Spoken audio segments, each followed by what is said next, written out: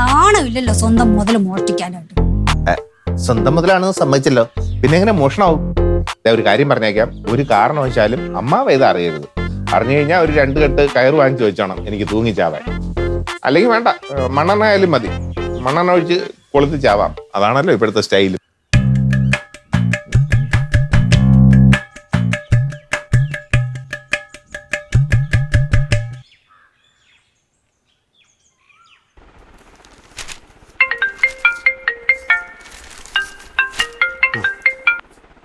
Hello അളിയ, ഞാനാ.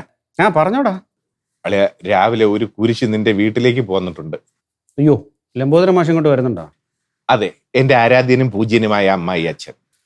എന്താടാ? നിങ്ങൾക്ക് വാടകയ്ക്ക് തന്നിരിക്കുന്ന പുരയിടത്തിൽ നിന്നും 3 തെങ്ങിൽ നിന്നായിട്ട് 96 തേങ്ങ മോഷണം പോയെന്ന്. 96 തേങ്ങയോ? അല്ല, നിങ്ങളാണോ അത് അടിച്ചു മാറ്റിയതെന്ന് അറിയാനാണ് അങ്ങേരെ അങ്ങോട്ട് വരണത് തന്നെ. 96 തേങ്ങ ഉണ്ടെങ്കിൽ ഞങ്ങൾക്ക് 5 മാസത്തേക്ക് ഉപയോഗിക്കാം. എന്റെ പൊന്നളി, അതൊക്കെ ഞാനും ചോദിച്ചതാ. അപ്പൊ അങ്ങേര് പറയുന്നത് നിങ്ങൾ അത് അടിച്ചു മാറ്റി വിറ്റ് കാണുമെന്നാ. പിന്നെ അളിയാ, അങ്ങേർക്ക് നിങ്ങളടുത്ത് അത് നേരിട്ട് ചോദിക്കാനുള്ള ധൈര്യമൊന്നുമില്ല. അതുകൊണ്ട് വല്ല വളഞ്ഞ വഴിക്കും എന്തെങ്കിലുമൊക്കെ കയറി ചോദിച്ചു കഴിഞ്ഞാൽ കയറി കൈവച്ചുകളല്ലേ. ചേ ഞാൻ മാനേജ് ചെയ്തോളാം. ഓക്കേടാ, ശരിടാ. ആരാച്ചായ? എൻ്റെ ഒരു പരിചയക്കാരനും വെറുതെ വിളിച്ചതാ. ഞാൻ കുളിച്ചിട്ട് വരാം, നീ കഴിക്കാൻ എന്തെങ്കിലും എടുത്തു.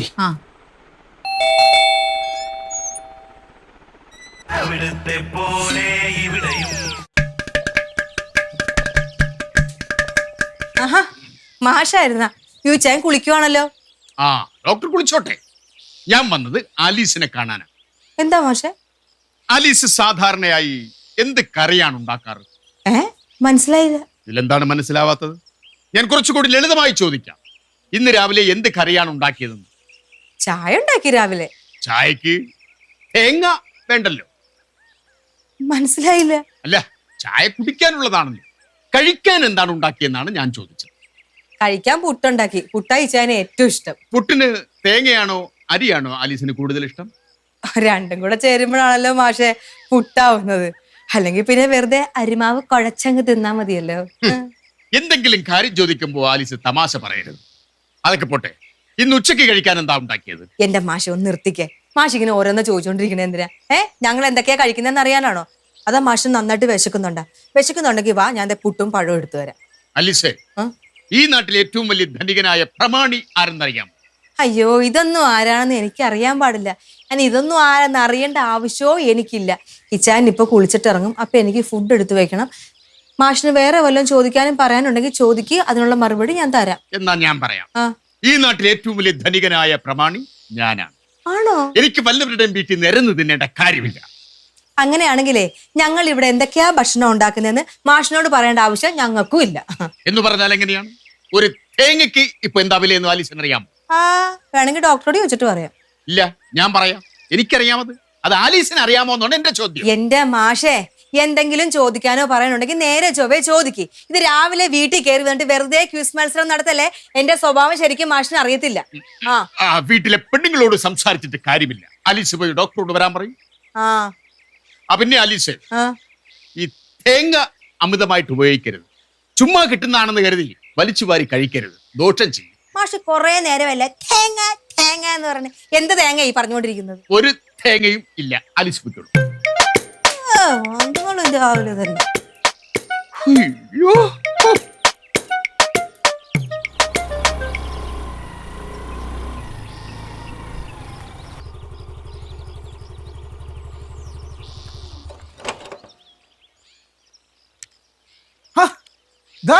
മാഷോ എന്നെ ഇറങ്ങിയ വട ഉരിക്കാനുള്ള സമയമൊന്നും ആയില്ലല്ലോ.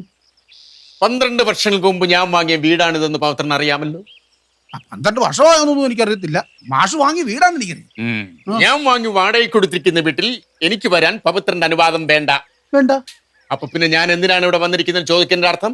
അല്ല, അങ്ങനെ അർത്ഥം വെച്ച് സംസാരിച്ചല്ല. ഇപ്പൊ എല്ലാത്തിനും ഇപ്പൊ അർത്ഥം വെച്ച് സംസാരിക്കാൻ പറ്റുമോ? അല്ല, മാഷ് സാധാരണ വരാറുള്ളത് വാടക പിരിക്കാൻ വേണ്ടി. അതുകൊണ്ട് അങ്ങ് ചോദിച്ചെന്നുള്ളതേ ഉള്ളൂ. അങ്ങ് ക്ഷമിച്ചേരോ. ഡോക്ടറല്ലേ ഇവിടെ?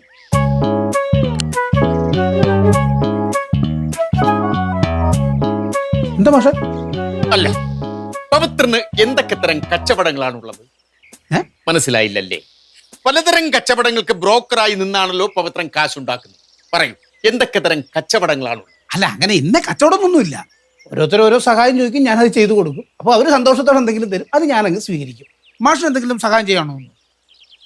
എനിക്കൊരു 100 തേങ്ങ വേണമെങ്കിൽ. 100 തേങ്ങ? അതിന് വീട്ടിൽ വല്ല വിശേഷമാണോ? ആരെങ്കിലും കല്യാണം വല്ലതാണോ? അല്ല അല്ലത്തിന് ഇവിടെ ആരെ കല്യാണം കഴിക്കാണോ നോക്കുന്നത്? കല്യാണത്തിന് മാത്രമേ തേങ്ങ ഉപയോഗിക്കാറുള്ളൂ. അല്ല 100 തേങ്ങ എന്നൊക്കെ പറഞ്ഞപ്പോൾ ഞാനിവിടെ ഇനി എന്തെങ്കിലും വിശേഷം ഉണ്ടോ എന്ന് അറിയാൻ വേണ്ടി ചോദിച്ചെന്നുള്ളതേ ഉള്ളൂ. ഇതിനു മുമ്പ് പവിത്രൻ 100 തേങ്ങ ഒരുമിച്ച് കണ്ടിട്ടുണ്ടോ?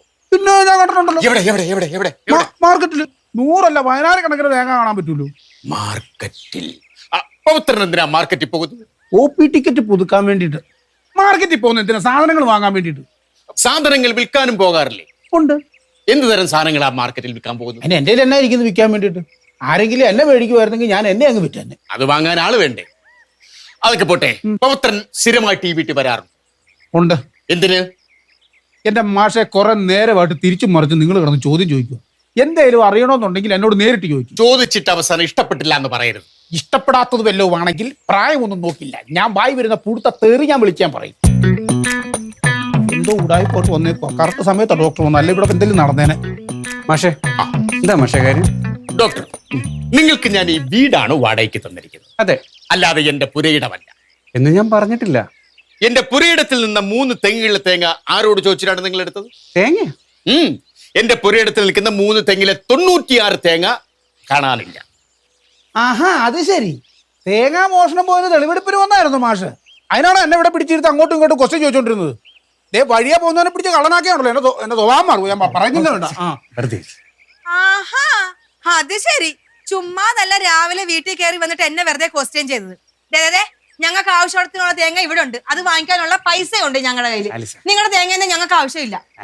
അല്ലെങ്കിൽ തന്നെ നിർത്തച്ചായ മാഷേ, കോട്ടയത്തോടൊന്ന് വന്നു നോക്ക്. ഞങ്ങളുടെ പറമ്പിൽ എന്തുമാത്രം തെങ്ങുണ്ടെന്നറിയോ? 1 വർഷം ഞങ്ങൾ എന്തോരം തേങ്ങ വിൽക്കുമെന്നറിയോ? നാട്ടില് തേങ്ങാ പത്രോസ് എന്നാണ് ആലീസിന്റെ അപ്പനെ വിളിക്കുന്നത്. എന്താ ഇപ്പൊ ഇവിടെ പറഞ്ഞത്? അല്ല, പുള്ളി ഒന്ന് അറിയട്ടെ ഇതും കൂടെ. നിങ്ങൾ എന്തിനാണ് ദേഷ്യപ്പെടുന്നത്? ഒരു മോഷണം നടന്നാൽ അന്വേഷിക്കണ്ടേ? ഇങ്ങനെയാണോ അന്വേഷിക്കുന്നത്? അച്ഛന്റെ പ്രായമായിപ്പോ, അല്ലെങ്കിൽ ഇതിന് സമാധാനം ഞാൻ പറഞ്ഞു.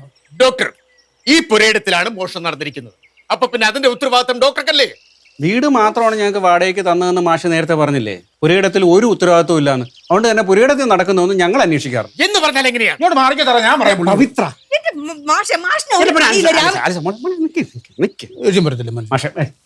മാഷെ ഒരു സെക്കൻഡ് എന്താണ്? ഒന്ന് വാ മാഷെ.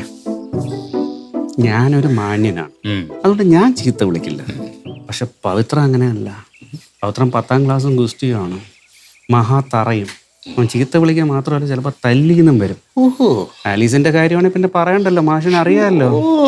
ചീത്ത വിളിക്കാൻ മാത്രമല്ല, അവള് ഒലക്കെ എടുത്തോണ്ട് വരും.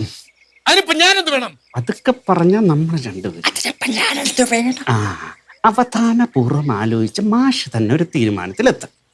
എന്നാ പിന്നെ ഞാൻ അങ്ങോട്ട്.